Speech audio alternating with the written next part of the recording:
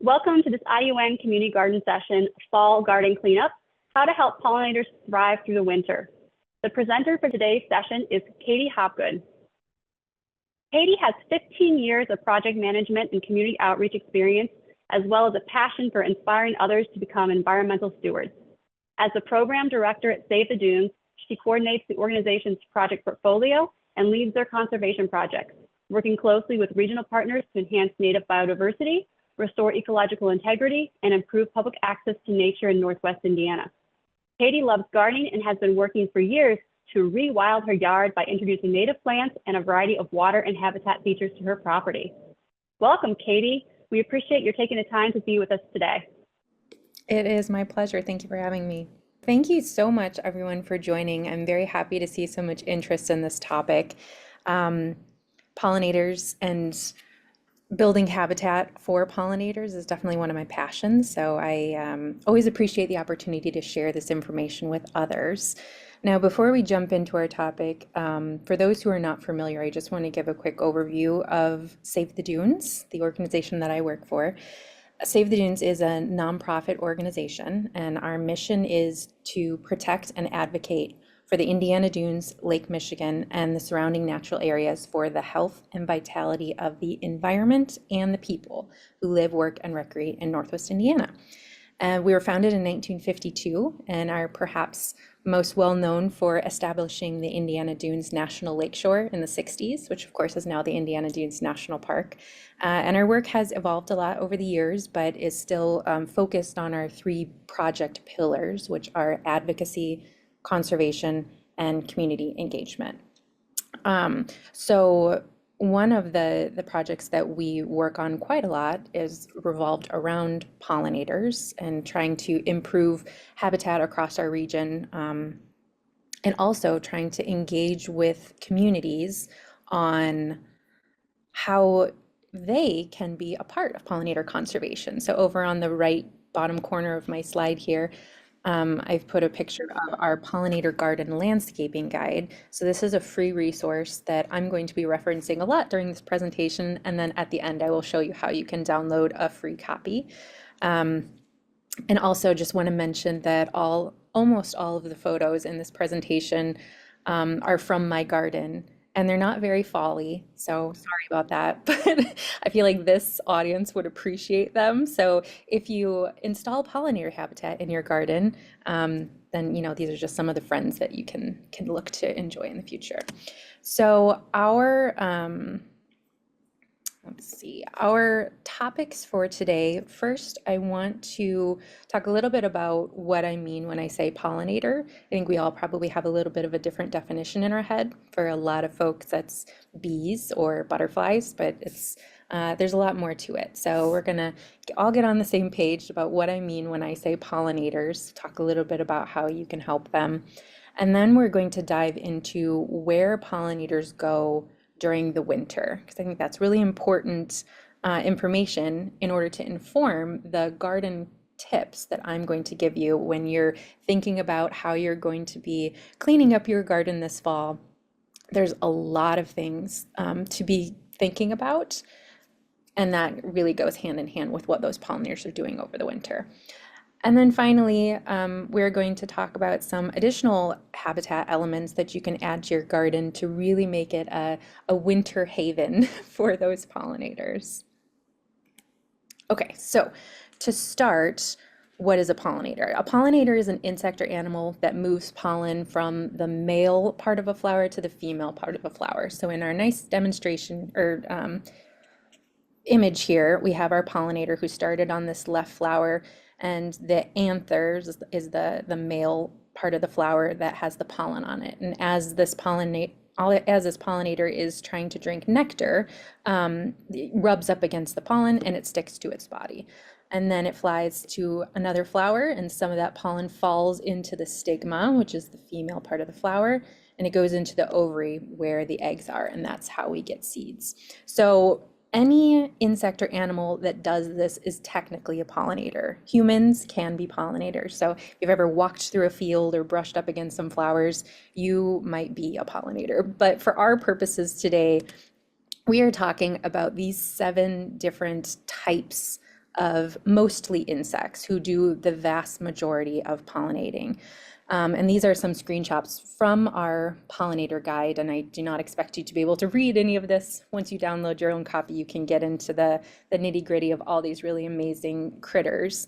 But just to give you an idea, starting with our native bees over here, our very important pollinators, we have butterflies. We also have moths that do a lot of pollinating. We have one bird, the ruby-throated hummingbird. There are beetles, flies, and even wasps. So this is a really nice visual of the wide array of biodiversity. When we're thinking about pollinators, there are a lot of insects that are doing this work. And these are, of course, just like a sampling of each of these types.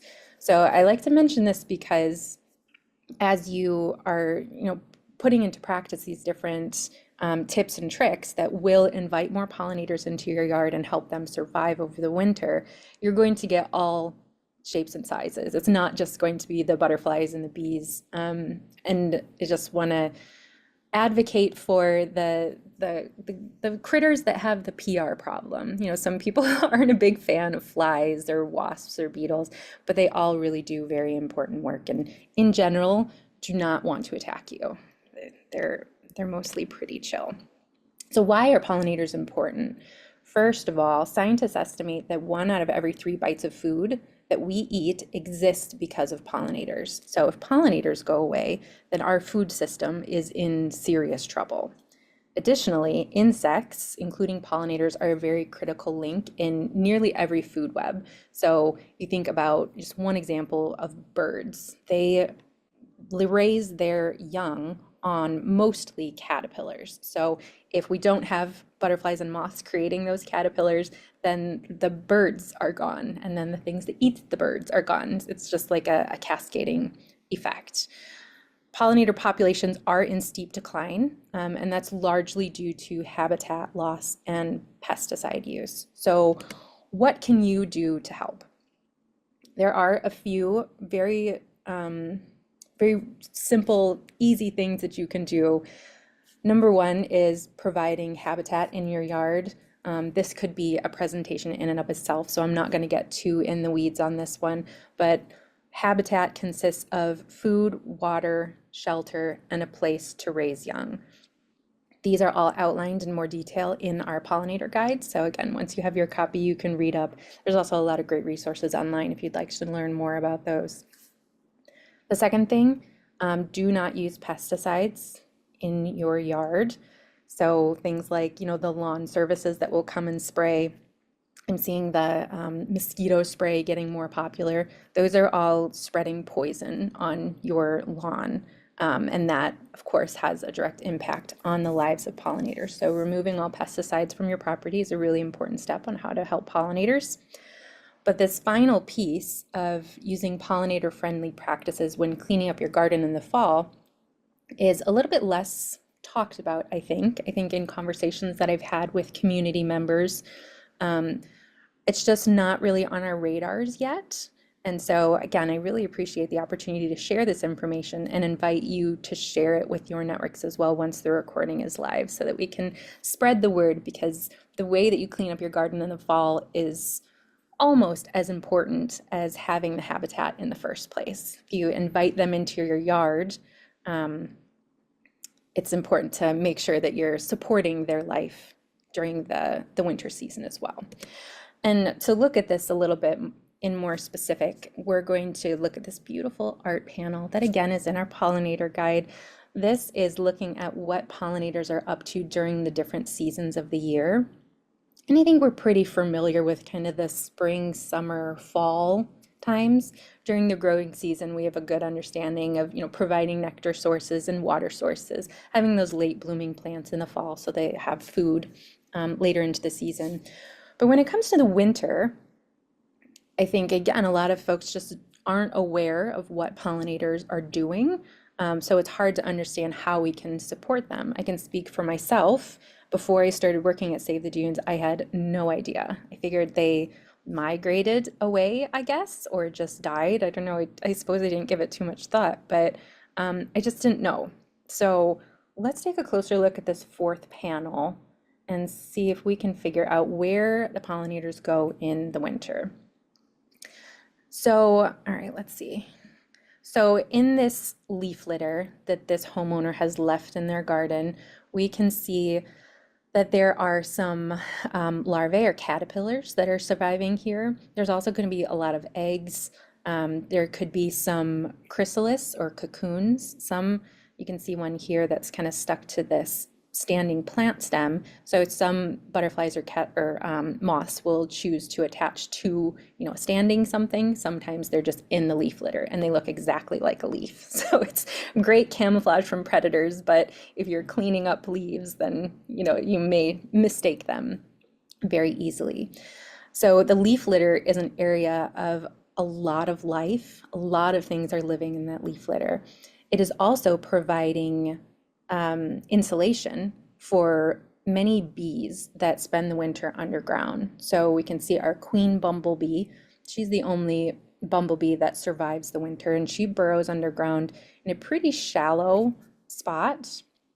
And so she's depending on this leaf litter to insulate her from the winter cold, especially when we get these weird polar vortex things happening that can be really impactful if she doesn't have this layer of insulation above her. Also, minor bees live underground, and so they're surviving the winter in their pupal form. You can see them over here. And then in our garden area, this homeowner has left their plants standing. So a lot of our kind of cultural norms, what we normally do is clear everything out, right? We cut our plants down to the ground, remove all of the leaves so that it's nice and clean and empty and ready for new growth in the spring.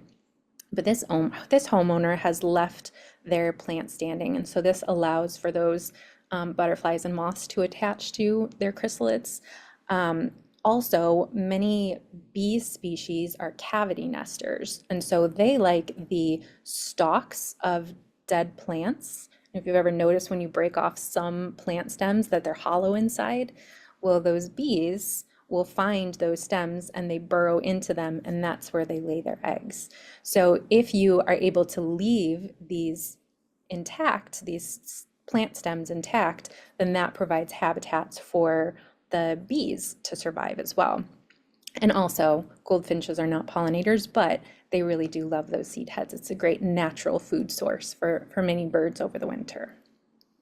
So perhaps those were some really terrific clues on the tips that I'm going to offer on some gardening practices that will help all of these different pollinators survive over the winter. The first one is leave the leaves. And this is certainly become more of a popular movement. We're hearing about this a lot. And I think it's a fabulous movement. Personally, I like the sentiment more of keep the leaves versus leave the leaves. I think in an ideal world, like we would allow the leaves to fall and they would stay wherever they fell, as if we were living in a forest. That would be wonderful.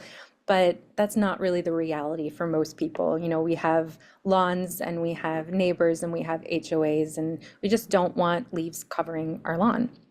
So what you can do is just keep the leaves on your property somewhere. So finding a spot, garden beds are a great option. So down on the bottom right, this is my front yard landscaping, and I had a beautiful maple tree that gave me beautiful fall mulch. So I just put all of my front yard leaves into this landscaping, and they actually stayed really well. A lot of them are still there in the spring. In my backyard, I too do not want leaves all over my grass. I do still have some lawn, although I'm slowly converting my lawn over to native habitat. So this is kind of an area that I was preparing to seed, and so it's like perfect. All my leaves went over here. In the top right, this is another garden area that's just kind of a more open, so just everything got to go over there. So if you can identify areas of your yard where leaves can go, and this is something you can start doing now, just like looking around and investigating. If you don't have obvious places, then You have a place where there's a windbreak of some sort. So in this top right picture, I have a fence, it's kind of a corner back here. So that's keeping the leaves in my yard, and it's not just all going to blow into my neighbor's yard, because of course we want to be good neighbors. You don't just want to pile up leaves in the middle of your yard, because they will just blow away. So having some sort of windbreak, putting them up against a fence or a shed or a garage or whatever you choose to do is a good idea. But in garden beds is a great place because that's already where pollinators are. So they don't have to go quite as far in order to burrow in and take advantage of those leaves. Also, under trees and under bushes is a really great place to put them, because many pollinators live in trees. And so to get down into the leaf litter during the fall, they have to drop. And it's a big drop, depending on how tall your tree is. So having that soft leaf bed under the tree is very helpful to help them survive that transition. Okay. Next, leave standing plant stems. So this one is, these are not my photos. So this is from the Xerxes Society, but this is one that I just find so fascinating. They have over on the right are two pictures of those cavity nesting bees that I was mentioning. So sometimes they're in their adult form, but oftentimes it is in their pupal or larval form. And over on the left is kind of a graphic of how this happens. So you're leaving the flower stalks over the winter, and then in the spring you cut off the top, so you're exposing those hollow stems. And then in the summer, the new growth covers it, so you're not going to see them. You can leave those stalks, but it takes a full year for that bee larvae to develop. So they're laid in the spring, and then they're developing summer, fall, winter, and then the next spring they're actually emerging. So if you are cutting back your stems to the ground and getting rid of them, you might be getting rid of bees. I do know, though, that this is a very different aesthetic than a typical garden in the fall. So if this is too much of a leap all at once to leave everything completely intact, you can cut the stems, try to do varying heights, but if you can keep them kind of upright and bundled loosely together and lean them up against your house or your garage or your shed or whatever, some sort of structure, that kind of mimics as if the plants were still attached to the stem, so the bees may still survive. So just keeping those in the same area and the same kind of orientation is a good mid step if you're not ready to do a full, leaving everything as is in the fall. Okay, so then some additional habitat elements that you can incorporate include these four, and we're going to talk a little bit more in depth about each of them. And these are just like other places that pollinators will spend the winter, that if you can put them into your garden, it will create this haven for pollinators. And it's helpful to start thinking about these now versus, like when it's actually fall time and the pollinators need to use it. Because when it's like an established thing that's already in your garden and they're sort of aware of it, then it will more likely to be utilized. So let's start with bare ground. So as we saw in our art panel, many bees nest underground. So if you can give them access to that bare ground, then you will have more ground nesting bees. And generally, ground nesting native bees are usually solitary. And so they're not defending a hive and they're not aggressive. I know we all have like horror stories with stepping on a yellow jacket nest. That is not what this is. This is little solitary bees. I think I have a picture I do there. The little adorable bees that make little homes in the ground. But going back to this, so just as an example, over on the right, I installed a wildlife pond in my backyard, and so we had to, dig out the hole, and all the dirt just went in this spot in my garden until I could figure out what to do with it. And within a couple of days, I had these holes over to the left. They were all over in varying sizes. It was just, I was blown away at how quickly it happened. And you certainly do not need something this big. This was just because I had a big pile of dirt. But it was so fast. It was very cool. So having, again, if we look at these guys, they just need a little bit of access to where it's not complete mulch, it's not complete plants. You just have some areas that have some bare ground, and that's going to help out the bees a lot. Okay, logs or wood of some type is very important habitat for a lot of different pollinators and insects in general.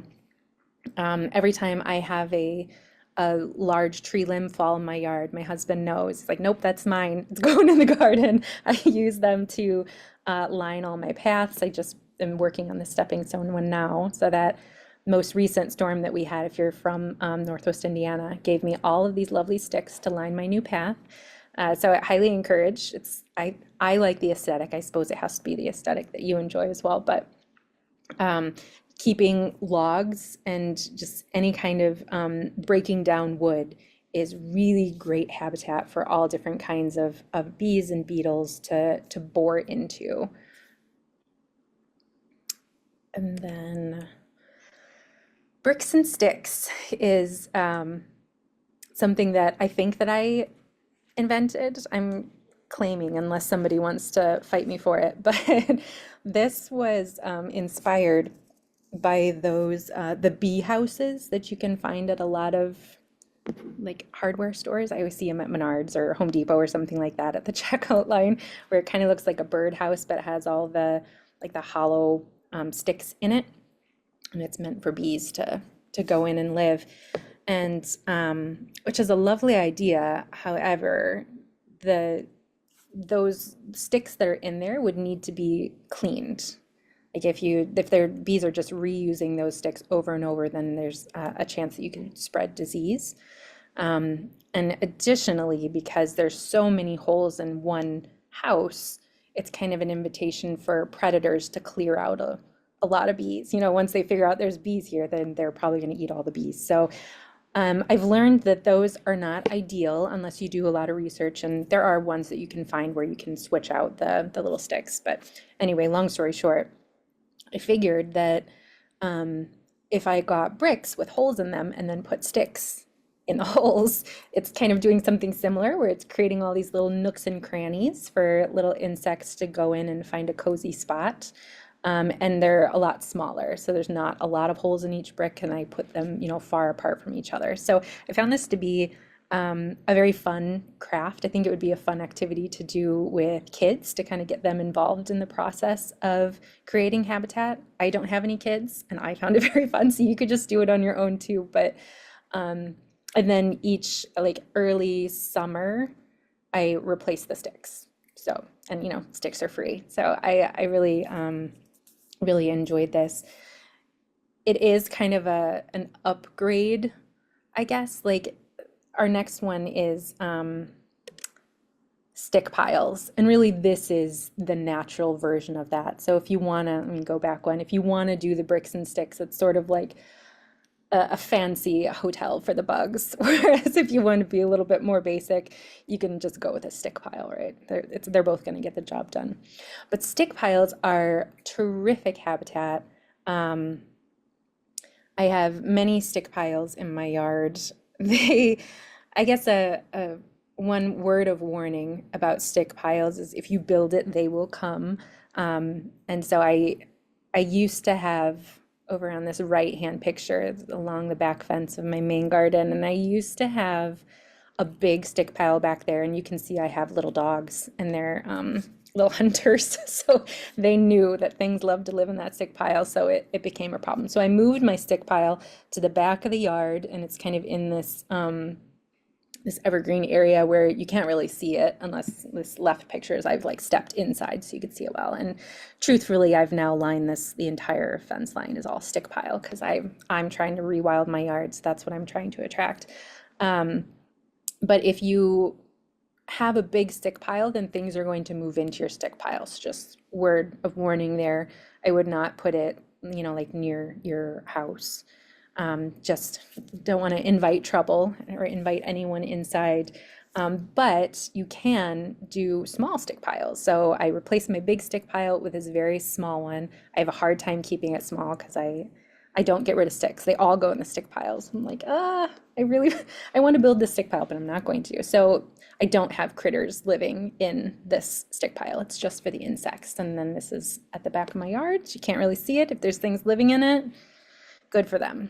That's how I feel about stick piles. But this is creating habitat for a wide variety of insects and pollinators, which is really just a fabulous option if you are able. And again, this is something that you can start doing now, collecting all the sticks. Every time we have a big storm, I would say it's a great time to start a stick pile. So highly recommend. It's a lot of fun. Oh yes, and I included bonus content. So if you incorporate all of these tips into your garden cleanup practices, then you can help those pollinators survive in your yard over the winter. So they can stay, they can be alive. They're not, imagine all of the pollinators and critters that are in your leaves, and then we just bag them up and give them to the city, or maybe we burn them. It's once you know how much life is in there, it's kind of sad. But now we know, okay, we're going to leave all that. We're going to let them survive over the winter. But what do we do in the spring? Because we don't want to just let them sleep all winter and then, pick them up too early while they're still sleeping. So the suggestion or the consensus is that most pollinators rely on warming temperatures to tell them when it's time to emerge in the spring. So we are looking for 5 consecutive days of 50-degree temperatures in the spring before we remove the leaves and the plants and anything that you want to clean up in your garden. So we're letting it all stay over the winter, but at some point a lot of folks will want to finally remove the leaves and maybe compost or whatever you want to do with them. So it's at 5 consecutive days of 50-degree weather. Then that's allowed all of the pollinators that were overwintering to come out and move on with their next stage of life, and then you're free to take it all out and clean it up if that's what you want to do.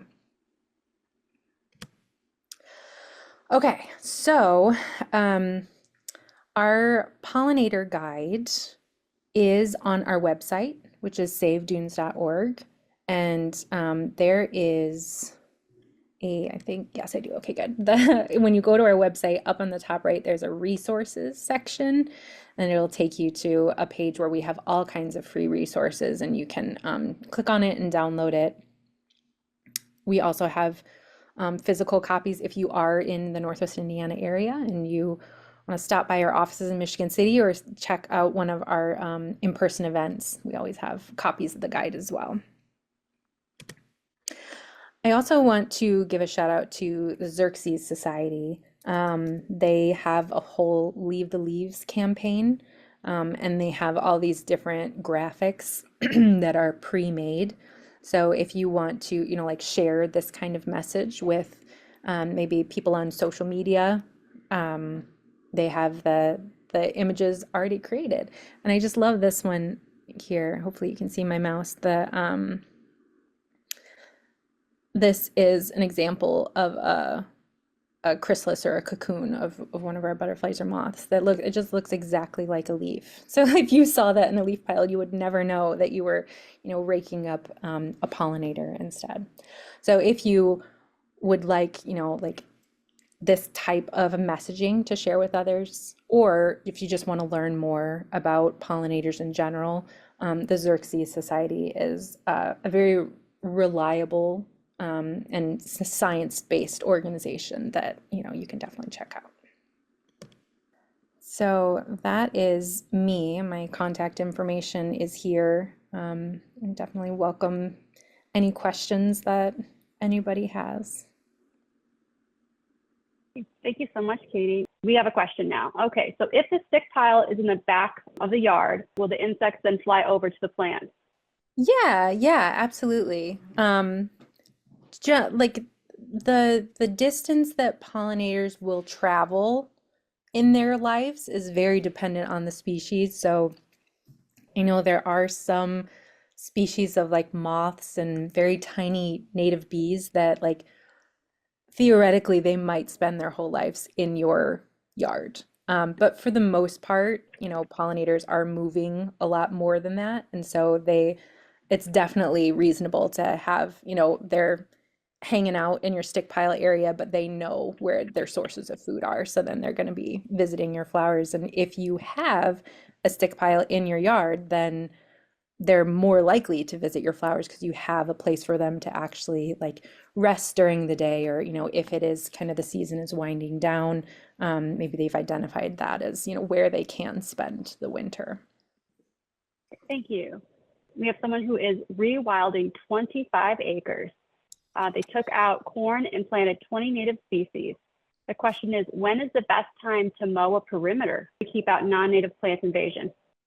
Yeah, I think that you could, like fall would be a fine time to do that.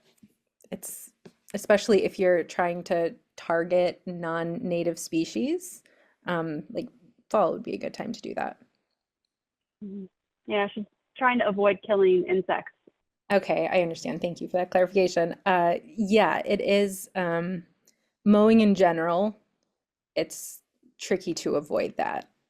Unless you were waiting until, we've had a frost, if that's reasonable for your area, if you could still get your equipment out there and everything, that's when the insects will be gone. Otherwise, like, spring to late fall, they're going to be around. So I think it's just you do the best you can. But mowers are pretty loud, and most insects are averse to noise. So the ones that can get out of the way generally do, but they all can't. And another question, is keeping the whole leaves better than mulching the leaves? Yes, they are. And it depends a little bit on the timing of when you are collecting the leaves. Like if you're getting them right when they're falling on the ground, then there's probably not, pollinators attached to them, like from um, the when they're in your lawn area. And then you might be okay with getting away with mulching them, but again, because there are so many things that are, kind of looking like leaves that are in those areas, there is a chance that you might be mulching some insects. But like if it's an area where you already have like a good amount of leaves piled up, then there are insects in those leaves. So if you're mulching them, then you are risking mulching the insects that are in there as well. So generally leaving them intact is best. And then I have heard that like some folks will, pile them near their like compost bin, and then you can like have it over there and ready for the spring. So that might be an option as well. Great, thank you, Katie. Can I spread new mulch over the leaf layer, or is that detrimental? I would wait until the spring to do that. Um, and then like it's a great way to incorporate the leaves into your dirt as well. So if you can leave the leaves, and then in the spring, once we get those 5 consecutive days of above 50-degree weather, then do mulch. That's kind of the ideal scenario. If that's not possible for your timeline, I would try to like mulch before, just so that it's not like suffocating things. It also sort of depends on the type of mulch that you're choosing, because some mulches have like dyes in them that can be not the best. But if you're going for like a natural mulch that's just, like wood and doesn't have any treated chemicals on it, then we talked about wood being great. So in that case, then mulch would be fine. I think you answered everyone's questions, Katie. Was it just so succinctly informative that I've just all the information you could ever want to know? We have some comments on that, a very nicely run presentation and good info. And this was great. So I think that they agree that it was just succinct and wonderful. There you go. Thank you. I really appreciate it. I, again, would just, if you did find this helpful, please consider sharing the recording. It is, it's, I think that if we gave more people the information that they might choose to act on it, perhaps everyone wouldn't, but I think a lot more people would if they just knew that pollinators are staying here for their entire life cycle. The vast majority of pollinators live their whole lives here. They don't leave.